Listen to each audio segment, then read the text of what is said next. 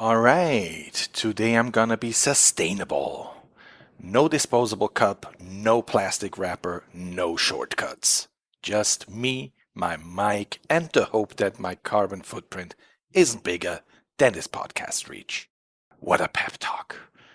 But note to self, riding your bike is normal, but maybe not in jeans. That hurts. Ouch. Alright, Danny. Sustain your focus, communicate like you care because you do. Seriously. Rock and roll. The Community Lab, your podcast that connects professional communication research, practice, and people.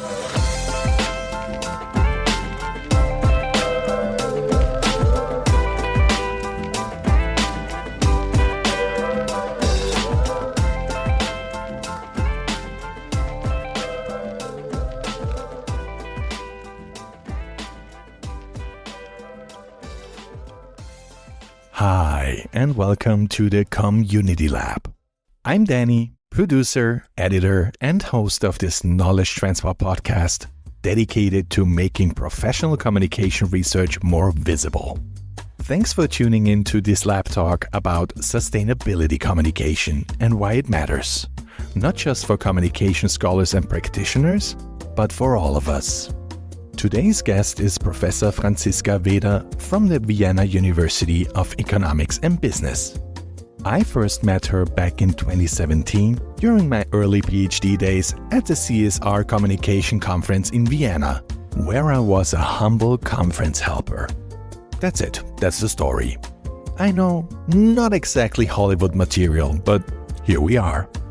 In this lab talk, Franzisca and I delve into why organizations not only need to take action on sustainability, but also talk about it openly and authentically.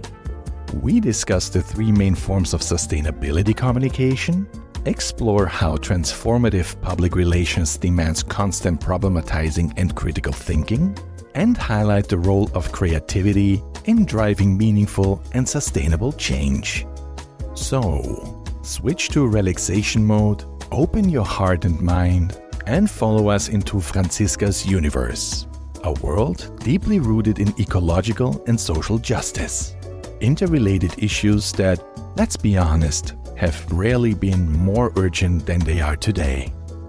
Enjoy! Hi Franzisca, welcome to the show and thanks for joining the community. Hello, it's a pleasure to be here. It's a real pleasure. Thank you so much, Franzisca.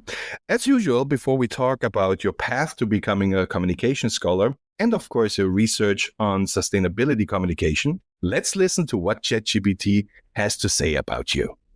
Franzisca Weder is a professor of organizational and sustainability communication at the Department of Business Communication at the Vienna University of Economics and Business. With over 2 decades of experience, she has dedicated her career to exploring how communication shapes and drives sustainability efforts across organizational, political, and societal contexts. Her academic journey has taken her from Austria to Australia and back, including roles as associate professor at the University of Queensland and guest professorships at institutions such as the University of Alabama, RMIT in Melbourne, and the University of Waikato in New Zealand. Professor Weder has authored and edited several influential works, including the Sustainability Communication Reader and Integrative CSR Communication. Her research delves into concepts like communicative niche construction and transformative public relations, emphasizing the role of communication in fostering sustainable development. Beyond academia, she actively engages with international research networks and collaborates with practitioners to bridge the gap between theory and practice in sustainability communication. ChatGPT thinks of Professor Weder as a pioneering scholar who seamlessly integrates academic rigor with practical relevance, illuminating the path toward a more sustainable and communicative future. Oh, that is so beautiful. Yeah, great. So thanks, ChatGPT.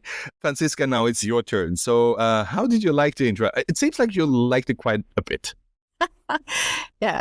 If you would see me, you would see like a big grin on my face and a big smile. And of course, you feel it sounds very interesting, of course, very positive. What I to be a bit more serious and not just flattered, as we just said.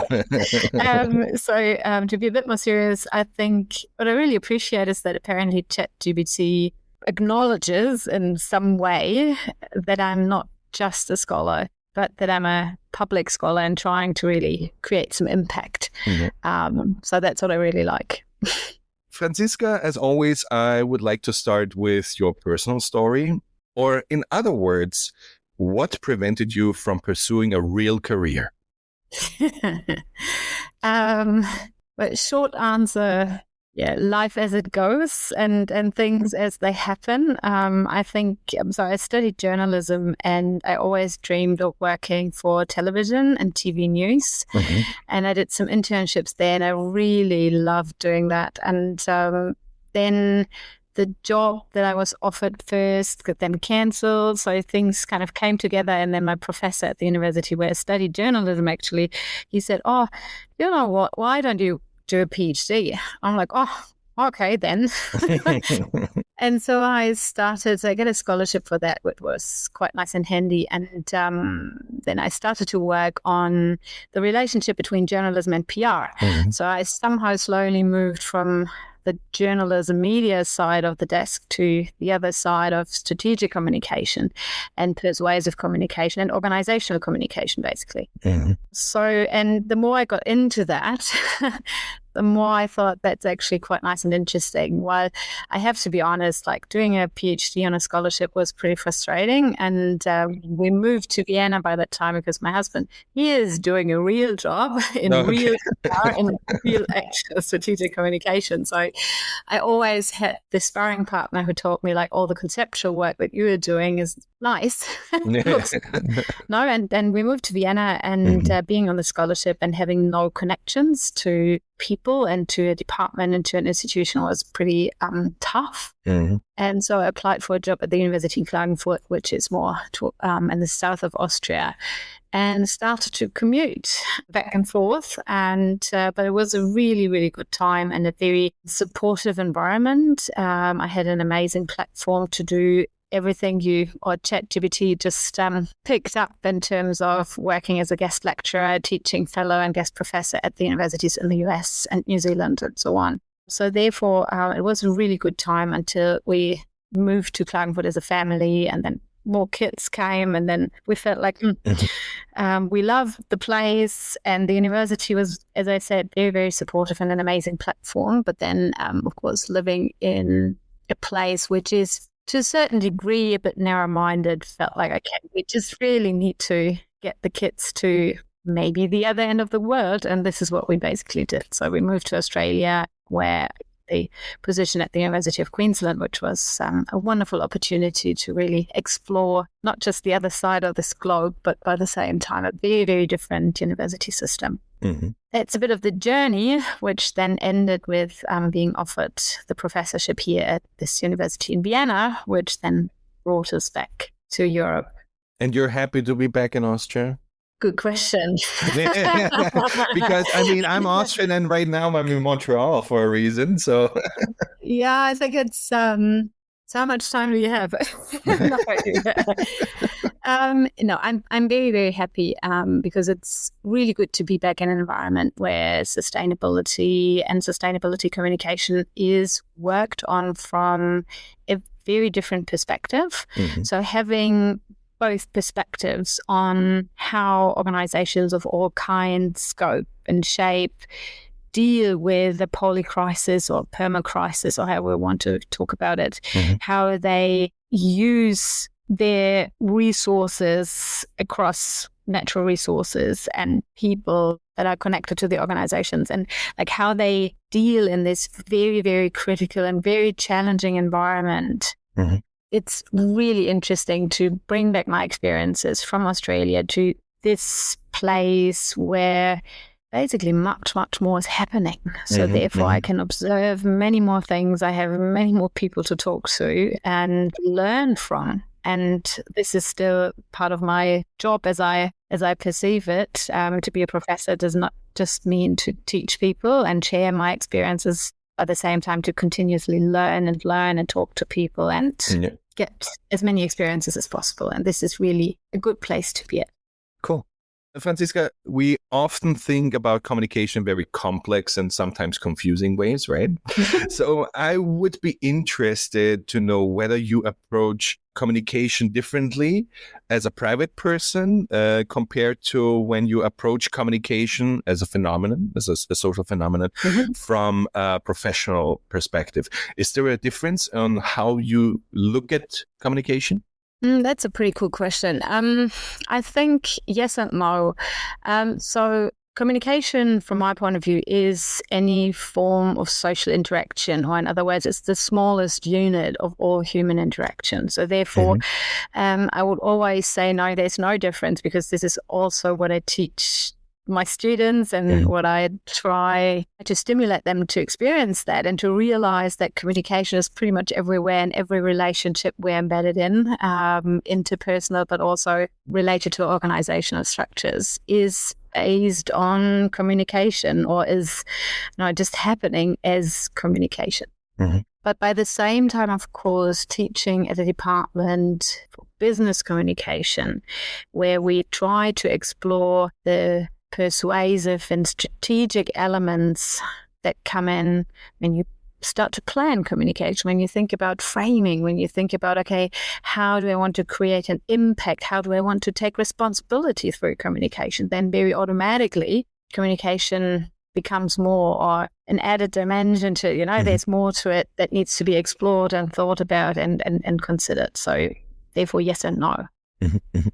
What I always ask is do you apply your research knowledge when it comes to communication in your private life as well with your family and friends? Yes, I do. Yes, I do. Sometimes in those very little things, in everyday life situation, from shopping, being a consumer myself, to then interactions with my kids. There was an election in Vienna just recently, and one of my boys, he's 10, and he said, "Oh, have a look at this billboard chart of the Green Party." Isn't it funny? Because, Mom, I know that we vote for the Greens, do we? But look at this, what they say. They say, don't get influenced. So that was the main claim. But then the sentence below that was, vote for the Greens. And this little 10-year-old boy was so reflective about don't they try to convince me you're doing something?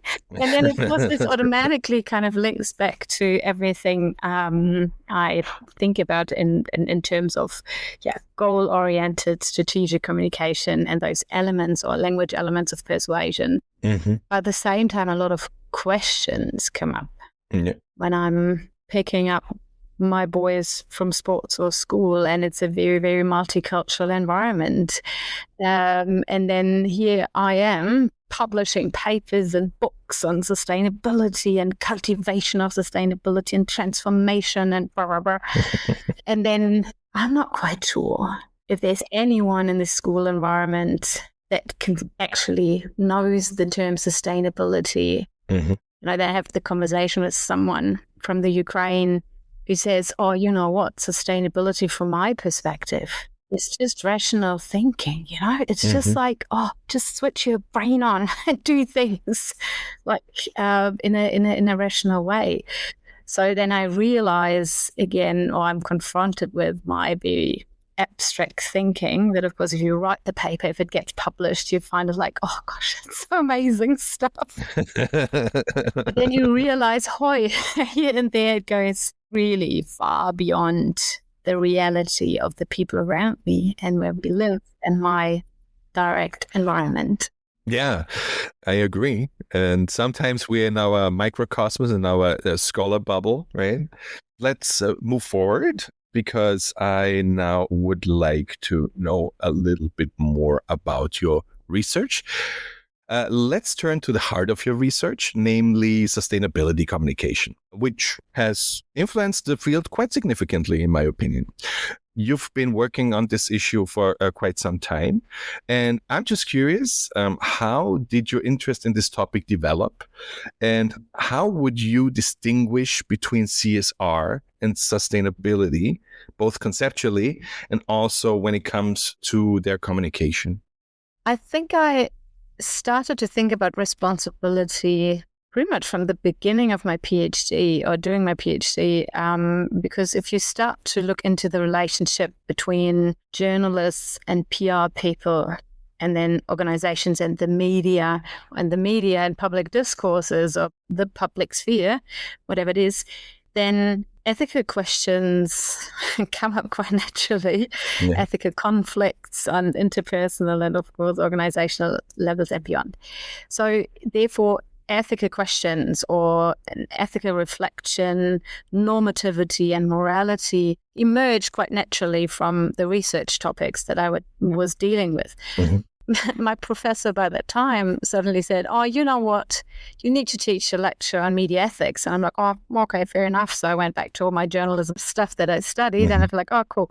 I find some useful things there." And then it was 2005-ish to 2010, which was pretty much where CSR started to be all over the place, mm-hmm. From stakeholder relationships and to the responsibility of the businessman and all the thinking around it. So which we then translated to media responsibility and media ethics. Mm-hmm. And I think this is such a fruitful way to look at organizational responsibility from a communication perspective. Mm-hmm. So I think quite naturally the thinking about an organizational responsibility towards the society, towards the people that are embedded in this organization is something that, as I said, emerged quite naturally. Mm-hmm. I think there is a big difference and a big misunderstanding that is still there, that CSR and sustainability are more or less the same things. Mm-hmm. Because from my point of view, they aren't. Okay. Basically, responsibility is a relational term. So that means as soon as we start to think of an organization as something that is communicatively embedded in the society, that is connected to stakeholders, to target audiences, or from whatever perspective we want to look at it, then of course responsibility is there. You need to take responsibility. You need to see, okay, these are the people, the products, the services that we are offering, the infrastructure that we're building, we're responsible for that. Mm-hmm. And we're responsible for those relationships, or the responsibility emerges from these relationships quite naturally. So therefore, yes, we needed to think about it. Mm-hmm. But this has nothing to do with sustainability as a principle of action, as something that does have the potential to be a universal value at some point. Mm-hmm. For now, we can play around and compare it to the principle of democracy, for example, something that we kind of agree on. So we don't agree on how to get there and how it's performed and how it's realized, but we can agree that's generally a good thing. Yeah. So therefore, sustainability is, well, some work I speak of sustainability as a moral compass, especially when it's about individual behavior, which guides us in our decisions. And we do feel bad if we don't follow this compass, if we don't buy the fair traded chocolate or whatever, or ice cream. Mm-hmm. But it is something very, very different. It is, as I said, a guiding principle of action, not just for individuals, but also for organizations. It can be manifested or institutionalized in policies, in mission statements, but it needs to be talked about. Mm-hmm. So therefore, again, this is probably the only point where responsibility thinking and sustainability thinking connect, from a communication perspective at least, because I think we agree on that sustainability and responsibility are things that not just need to happen, but they need to be talked about to the outside of organizations, corporates, but also within organizational structures. Yeah. But from a conceptual perspective, we are speaking of two very, very different things here. Mm-hmm, mm-hmm. What would you say is the main difference? So if you have to break it down for lay people like me, so because I mean, I do communication research, DEI, and also ethics and stuff, but what would be the main difference between the two concepts? Responsibility is a dynamic that connects to people or to organizations or people and organizations together. Mm-hmm. It speaks about how this relationship should be realized, how it plays out. Mm-hmm. It speaks of awareness for those two parties who are connected. Okay. Sustainability talks about how this relationship, how it should play out. Mm-hmm. What is the quality of it? Do we want to have it big and shiny and then it's over? Do we want to really make the most out of it, but risking that, oh, great, it might not last for too long? Mm-hmm. Or do we want to have this relationship being something very stable, being something that we can rely on? Mm-hmm. Sustainable, right? So it is more about long-term thinking, sustainability, and responsibility. Doesn't have to be long-term, but it's about the relationships, the quality of the relationships in the moment, for at least. Bringing in a time dimension, which I didn't do so far, but it sounds really like while I'm speaking, I'm kind of like, okay, cool. Yeah. And thanks for saying that, because yes, maybe it is somehow related. Maybe it's more interesting if we look at it from a time dimension, from a time perspective, because responsibility is really about this relationship and who is responsible for what, bringing in a certain corrective, like an instance that controls if we take the responsibility or not. But sustainability is more or less just a principle that has definitely a very strong normative character. So how those processes are actually then happening, the quality of it. Good. You and your colleagues have introduced a very helpful framework that breaks sustainability communication down into 3 types, namely communication of, about, and for sustainability. Could you unpack what each of these means and why this distinction matters? This distinction was firstly made by colleagues working in Lüneburg in Germany.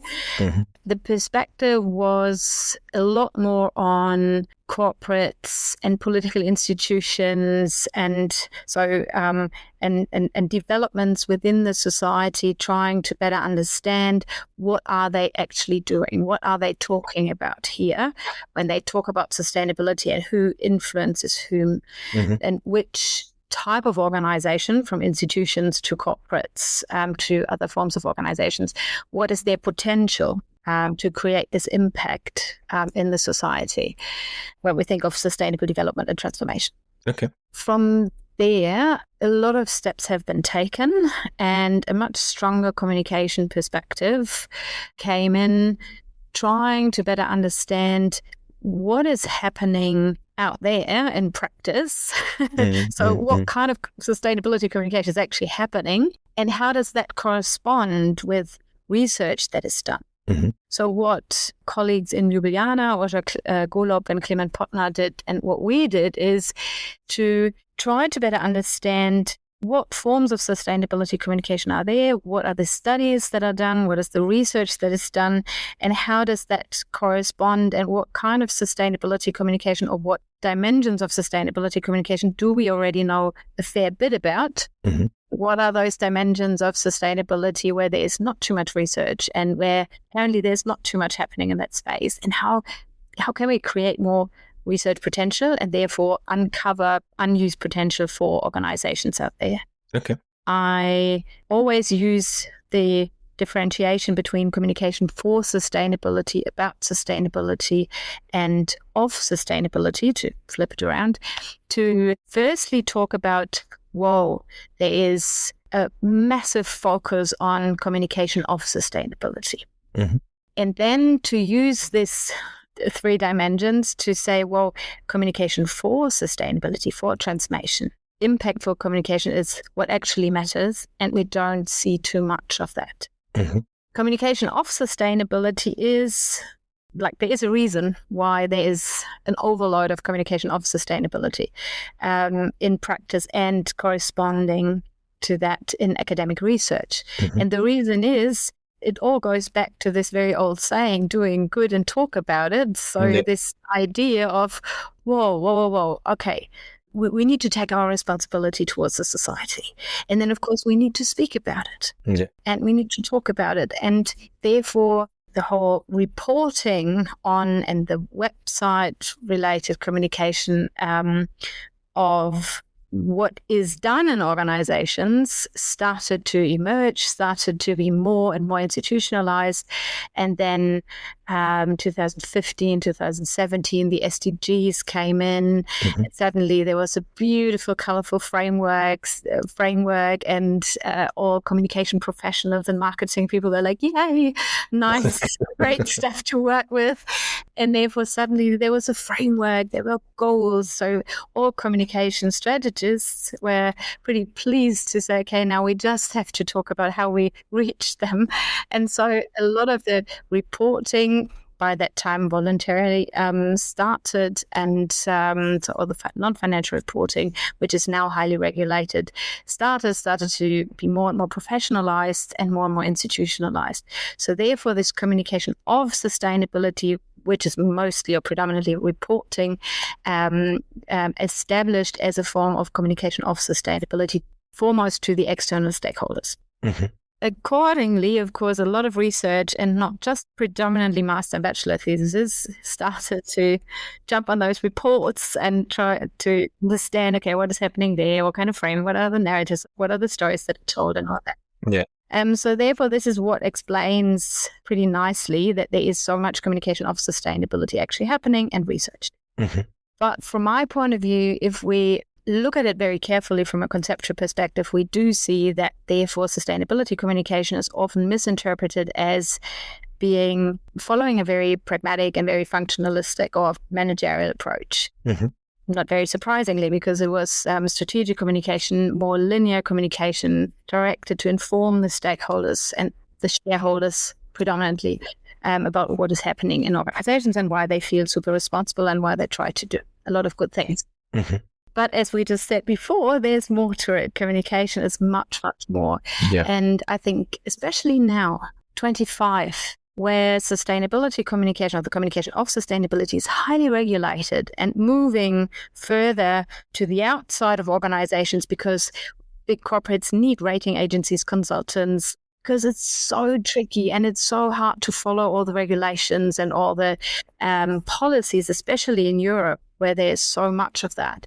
So they need the professional help from the outside, and it moves to a very data-driven, very number-based form of reporting, again, to the outside, compliance to the policies and the regulations. And what happens is that there is suddenly a vacuum within organizations, because no one really talks about sustainability anymore, because it's okay, deliver all the numbers and then it's reported, great. So communication about sustainability is not so much happening within organizations, and here speaks then the media journalism scholar that I was.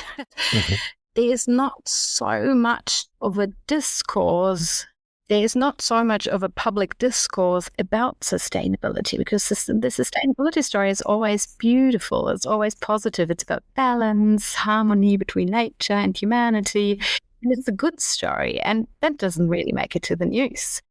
In the public sphere, in public discourses, but also within organizations, we do see a lack of communication about sustainability. So therefore, this is where I do see so much potential to do more research in.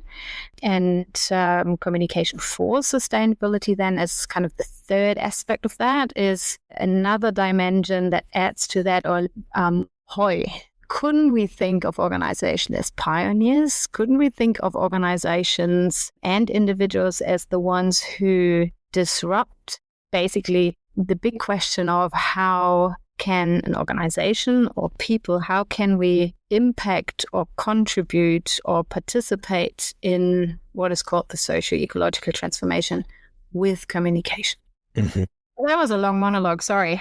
No. Now I get it. Good. I read one paper and I was like, okay, that makes sense. But it's always good, when I don't know if you were the inventor, but, explains it in a few more words what it's supposed to mean. So thank you so much. No worries. Anytime.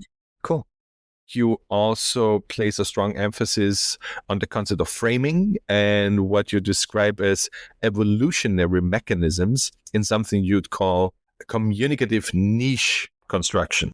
Can you walk us through that concept and what it is all about?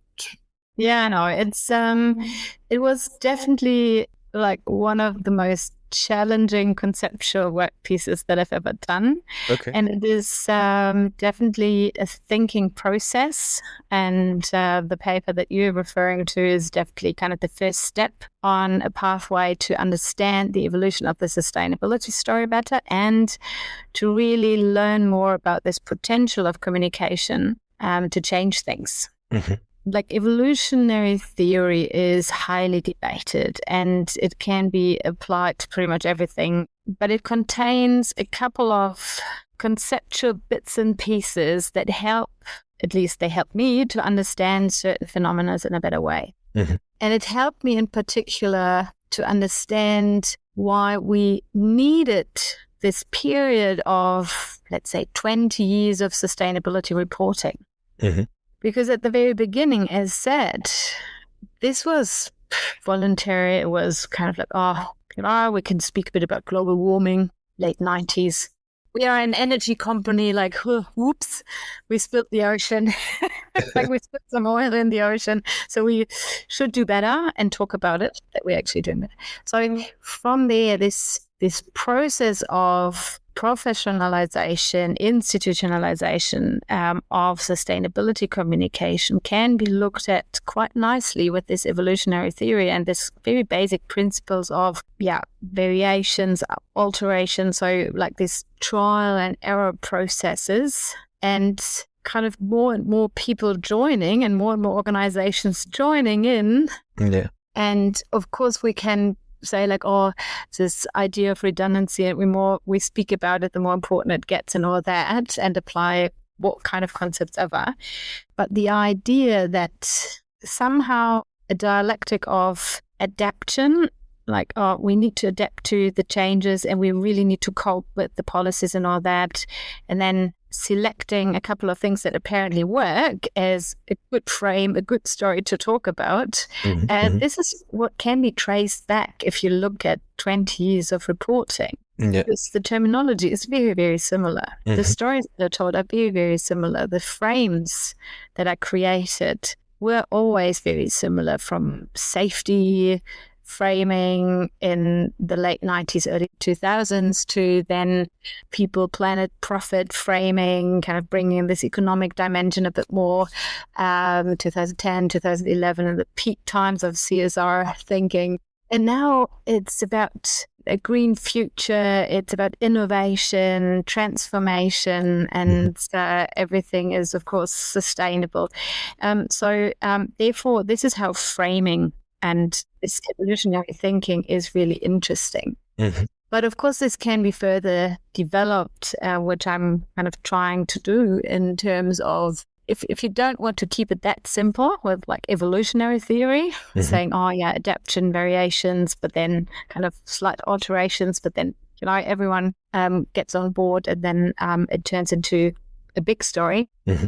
If we talk about niche construction, this adds another interesting level, especially for us as scholars dealing with organizations in the society, organizations communicating or constituted by communication and conversations. Mm-hmm. Because niche construction means that an organization creates their own niche for their doing. Mm-hmm. Another really beautiful perspective to look at sustainability with communication. Mm-hmm.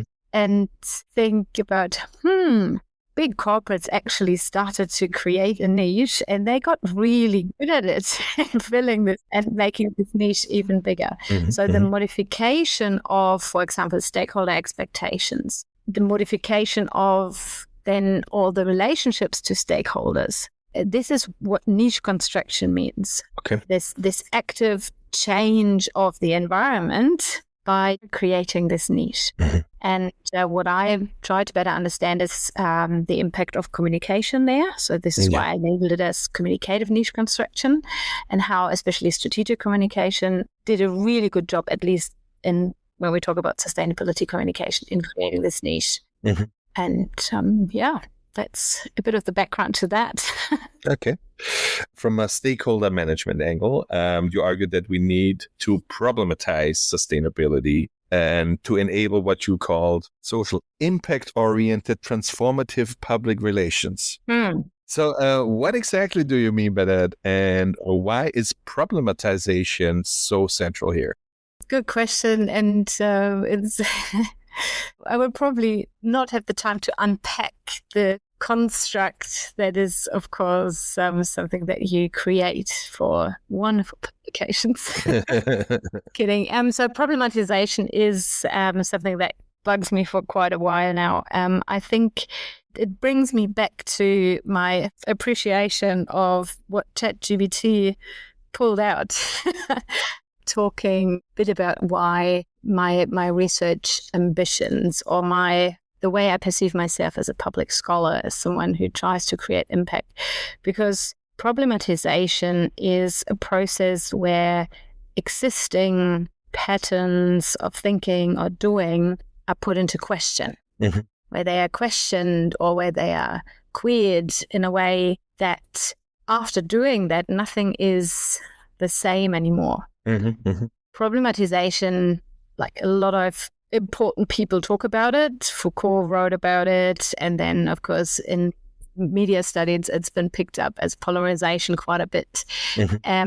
My perspective is that this is the thinking that we need to further explore communication for sustainability or for transformation, so impact for communication, especially from a strategic communication perspective or from a PR communication perspective, because strategic communication in the context of sustainability is very smooth, is very much following a very strong economic narrative or a narrative of economic progress and market-related success.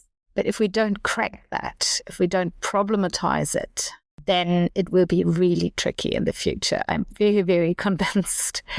Which then leads us to the question, okay, what is it that we need then for problematization, for conversations that really put those existing patterns into question?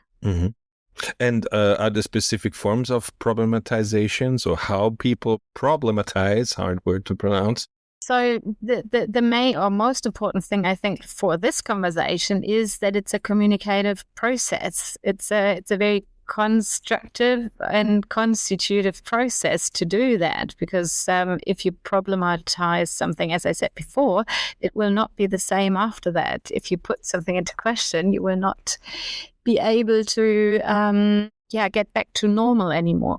So therefore, one aspect is definitely that it's a communicative process, it's a constitutive process, and it is it contains a nuance of provocation, which I find very intriguing to think more. Yeah, I agree. You know, because it breaks up existing ways of doing things.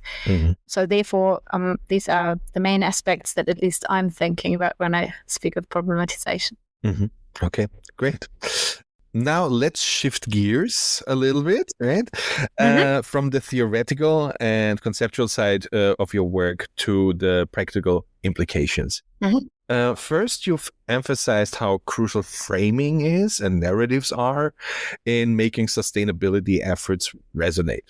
So if you were sitting across from a communication professional right now, someone who really tries to make sustainability meaningful, credible, and actionable for very different kinds of reasons and stakeholders, what practical advice would you give those communication professionals? First of all, to monitor the sustainability narratives that are out there in terms of public discourses in the media. Secondly, to not tap in the trap to follow those existing narratives, but be courageous to create your own sustainability narrative.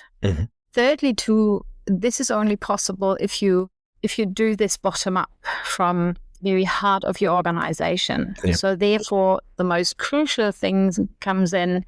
You need the spaces to talk about it. You need the spaces for communication about sustainability to craft and create your very own narrative of sustainability.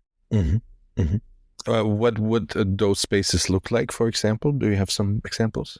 So this is some very current or very recent work that we are doing, and we're still kind of open for suggestions. So any ideas, good. any listener out there, please get back to me and send me examples. We started to explore a couple of rooms without purpose, so from coffee kitchens to kind of those often more informal meetings where various topics come to the surface, where you realize, oh, we've been focusing on environmental issues forever, and we told everyone to put their plastic stuff in the right bin. But suddenly we realize half of our employees have work-life balance issues, are caregivers to kids or parents or whatever. Yeah. And apparently those social sustainability issues seem to be quite relevant for the people. But you can capture that and you get the inspiration from there. We started to look into so-called fucked up nights. So those kind of spaces where the only conversation that is allowed is about the things that didn't work. So everything that went seriously wrong gets talked about in this space, which is great because there's no goal. And for all of us doing strategic communication, of course, not having a goal, not having a purpose is irritating, it's disruptive, it's provoking. Just to think about things that did not work without having then a strategy in mind and, we need to develop this further into a new strategy and we need to innovate and change and So town hall meetings do have the potential for that if it's not set up as a way to, again, inform or instruct to get some knowledge across, if it's really an open space. What I explored a couple of times are more art-based and art or cultural spaces. I give you one example from Sydney, where there is Absolute Vodka, pretty close to Bondi Beach. I think it is. So they had a commissioned art piece created by an artist whose name is John Darlson, who is an artist who collects tiny little plastic pieces from the beaches and just some nice artwork from that. And they asked him to do a big Absolute Vodka bottle made out of the flip-flops, like those thongs, those sandals that are washed up, those single shoes that are washed up at the beaches. So he collected them for quite a while and he created this big bottle. And the main idea is not to say, hey, Absolute Vodka is really against plastic waste. The main idea is around this bottle, people can come together and they start to think. So it is thought-provoking. It kind of stimulates people to say like, oh, oops, right? And so therefore Absolute did not try to convey a certain message, but they opened up a space where people are confronted with a problem. So they problematize something they potentially wouldn't have thought about it. So this is kind of an external space, and then there are heaps of internal spaces, but that's that we're at the beginning, at the brink of exploring more of those spaces and finding them. So be creative. I think that's the main message here, right? No, absolutely. Yes. Sparking conversations is still the main idea of any form of strategic communication. Exactly. In terms of leaders, we know that leaders often set the tone, right, for how seriously sustainability is taken in an organization. Based on your research, what should especially CEOs keep in mind when they're communicating ambitious sustainability goals or try to implement them in the strategy, especially when those goals challenge business as usual? There is a lot of thinking around how much the CEO needs to bring in values, his or her attitude or morality or normativity. It's a big topic in business ethics. And it's still there. But my thinking is the most important first step is just to make it relevant, to, again, spark conversations about, okay, what does this organization stand for? And what is our very own normative framework, and how much of our action can be led by a principle like sustainability, for example? To kind of fill this vacuum that I was talking about before, this vacuum of, okay, a lot of this stuff is regulated now and is very manifested and professionally done. Fill this vacuum that emerges within organizations And again, this is the responsibility of a CEO and any person in a management or leadership role to spark conversations about that and therefore show that it's relevant, that it matters, and open up those spaces. So it's not just the job of a communication professional or the internal comms person or the external comms person or whoever is in this role, but it is the role of those it is the job of those new emerging roles, so sustainability managers, DI managers, ESG, whatever, but it's also the role of the CEO and other change agents or people who are in a role that they actually can take agency for that. Okay, Franzisca, looking ahead, what are some of the projects or research questions you're currently working on or excited to explore in the near future? Yeah, so definitely to explore more those conversational spaces and what is happening there. And the other big question that I'm carrying around is to bring in an intercultural perspective on sustainability. Because as soon as I start to talk to my students who are coming in from Russia, from Japan, from the Ukraine, from various countries, Canada, my sustainability thinking is challenged very immediately because the concept doesn't work, the label doesn't work. There is often no direct translation.